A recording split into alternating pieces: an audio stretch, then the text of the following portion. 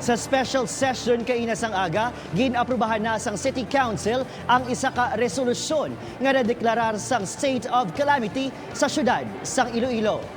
Quick Response Fund sarang nga magamit sa mga pasyente nga may dengue. Prioridad man ang pagbakal sa mga gamit agud matap ng pagdamo sang lamok nga nagadala sang balatian. Yaring balita ang aton gintutukan.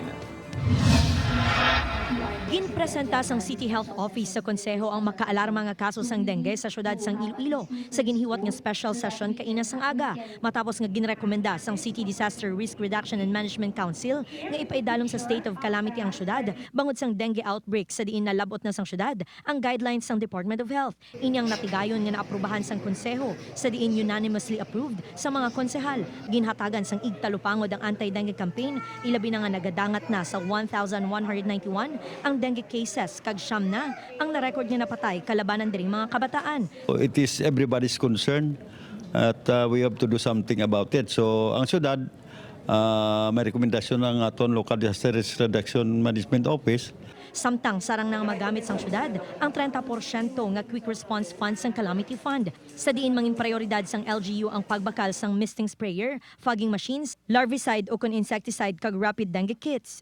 70% of the 5% ginagamit na naton sa disaster preparedness, mitigation, prevention. So ang 30% na hindi mo na siya magamit kay gamiton mo lang na siya as quick response fund during the declaration of a state of calamity. Ginahikot man sang chairperson sang Committee on Health ang diskwento sa mga laboratory test sa mga dengue patients. An amount coming from the calamity fund, and I know for sure nga ini magamit sang eksakto sa mga gin-suggest how they're going to spend the money, so do amenable man kita. Mayara man sang nagakaigo nga financial assistance nga igahatag sang City Social Welfare and Development Office sa mga biktima sang dengue. Upod kay Romel Porquia, Zen Kilantang, One Western Visayas.